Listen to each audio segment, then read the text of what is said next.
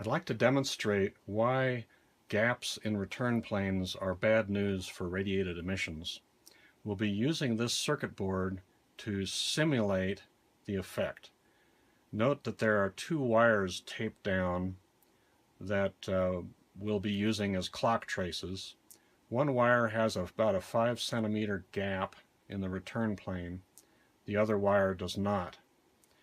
Both wires are connected through BNC connectors and terminated in 49.9 ohm resistors as a load. Now we'll be driving these traces with this pulse generator. This is actually designed to be a harmonic comb generator, and it produces a series of 10 megahertz harmonic signals. And we'll be connecting those up to each trace. We'll be receiving the harmonics through this beehive near-field probe. This particular one is an H-field probe, and this is connected to a Siglant SSA 3032X spectrum analyzer. And we're looking from 10 megahertz to 300 megahertz. Notice I have a display line here at 46 dB microvolt level, which we will use as a reference. So let's drive the non-gapped trace first and see what happens. Okay, I've connected the pulse generator to this trace, and we'll be receiving with the near-field probe. You can see that the average amplitudes are about the 46 dB microvolt level where I've set the display line, and it's about the same no matter where I probe. Note that as I'm probing the unconnected trace, there's a little bit of harmonic energy noted, but it's very far down, over 30 dB down. So what happens when we now drive the gapped trace? So now we're driving current out to this resistor, but the return current now has this gap in the way, and we'll see in a moment that the return current is forced out a way around this gap back to the source. So let's go ahead and probe this trace, and you can see that the amplitudes are about the same as with the ungapped trace, as you might expect. But as we get closer to the gap, you can see that it peaks about 5 dB higher, so you can see that there's energy across that gap there. And then it goes back down as we approach the resistive load. But watch what happens when I probe the return current. Now remember, from the module, return current is going to want to flow directly under the clock trace, right? So as we get up to the gap, note that I can actually trace the path of the return current right around that gap. Isn't that interesting?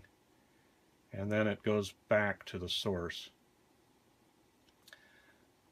But here's an interesting thing. What happens when we probe the ungapped trace that's not even connected? Notice how much harmonic energy is on that trace. Now the reason for that, this gap forces the magnetic flux lines around this trace to encircle the entire circuit board, thereby coupling in energy to this victim trace. Now this is basically what we're seeing here is crosstalk from this clock trace. So placing a gap is not only bad for radiated emissions, as we'll see in a minute, but it also causes crosstalk. So let's do something a little different.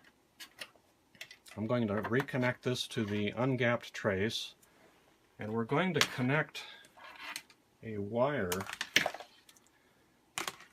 to the ground plane here, and it doesn't matter where it's connected.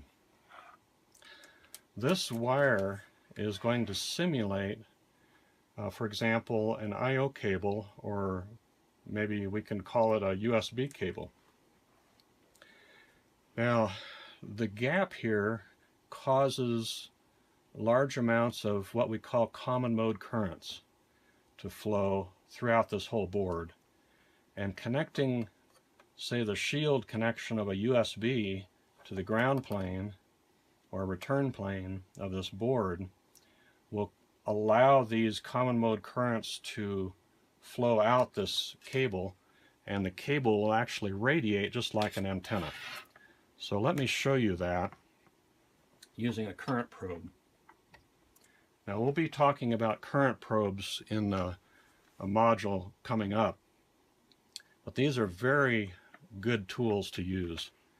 So I'm going to put the wire through the current probe. And current probes are designed to measure very small amounts of current on the order of microamps.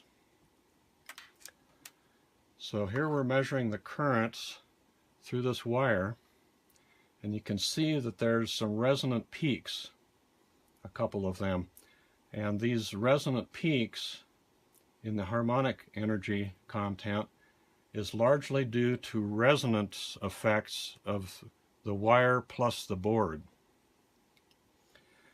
And so we're driving the ungapped trace. There's a little bit of harmonic energy here, as we can see. And that's because this circuit trace is not perfectly flat against the return plane here. But let's drive the gapped trace now. See the difference? The harmonic content has jumped up 20 to 30 dB, and all this harmonic content is RF currents flowing out along this simulated I/O cable and radiating out, causing a radiated emissions failure.